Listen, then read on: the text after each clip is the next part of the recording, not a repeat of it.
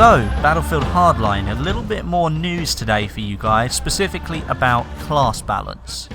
This really has been a hot topic when it comes at looking at how Hardline is going to play. Obviously we know it's going to be more infantry focused, with less vehicles in the background as well, which kind of changes up a lot of how the classes are going to play, specifically the mechanic class, and that's pretty much what we're going to be focusing on here.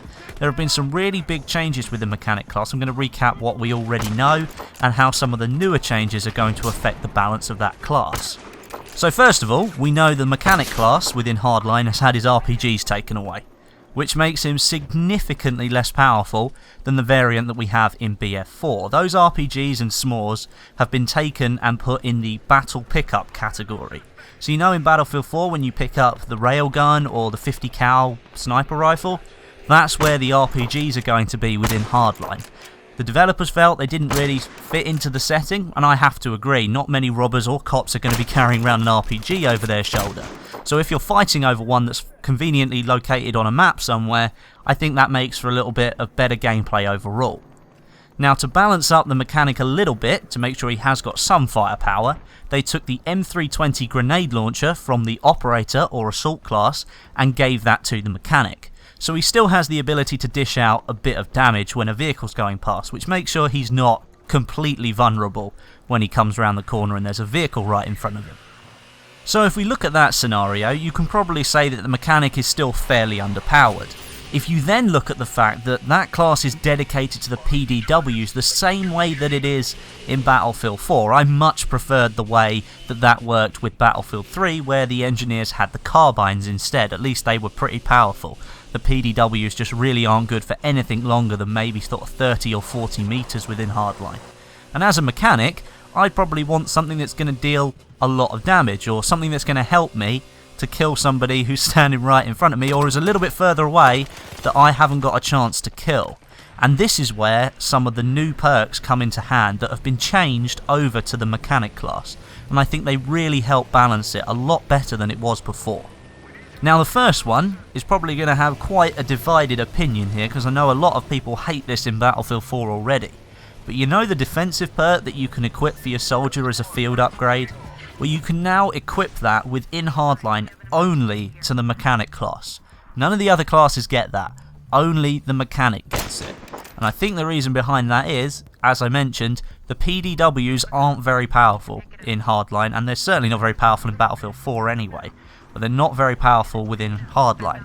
They're not going to be very effective for anything beyond maybe 40 meters, which makes you extremely vulnerable against assault rifles and snipers and things like that. If you've got that defensive perk on, or the armoured insert as it's called in Hardline, then you might give yourself a little bit of a chance to get background cover if you are in open fire. If you're taking damage, you might be able to take an extra couple of shots as you're running away, which might give you a little bit of a benefit in the gunfight. You might be able to flank around the enemy and then get the one up on him and actually kill him instead. But the fact that it's only available for the mechanic class, I think is a really good thing. In Battlefield 4 at the moment, well, let's go back to Battlefield 3. I could build up a muscle memory so I knew how many bullets it would take and how long I needed to click a button for to know how long it would take to kill somebody. I can't do that in Battlefield 4 because of the defensive perk. If it's on, then I have to leather more bullets into an enemy to kill them. If it's not on, then I may end up wasting about 5 or 6 bullets that might have been better spent killing somebody else. The fact that in Hardline that kind of situation is limited only to the mechanic class, I think is a really good change. Overall, for me, I don't like the fact that it's in the game anyway, and if they took it out, that would probably be the best solution for me, but I can understand why they've given it to the mechanic class. It is severely underpowered, and this will really help it out in close quarter gunfights. And the second perk that's gone over to the mechanic class within Hardline is the satellite phone, or what a lot of you guys might know as the spawn beacon. Now I'm going to let that sink in a little bit, because the spawn beacon and the mechanic is probably not a combination you've ever heard of before. I certainly haven't heard of it, unless there's some glitch within Battlefield 4 that you could do that. I don't think there is. But basically what that means is that the mechanic becomes a very important player within a squad.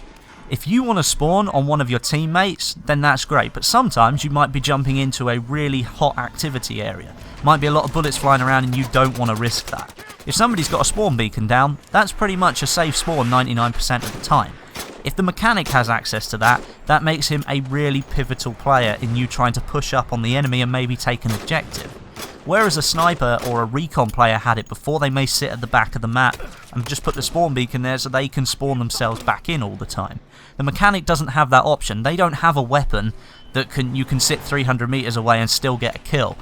You kind of have to be in the action as a mechanic in Hardline simply because of the weapon that you've got, a PDW. And then if you put the spawn beacon in there, you could really get into the nitty-gritty close quarters style play with a spawn beacon, making sure you've got backup all the time with your spawn players coming in.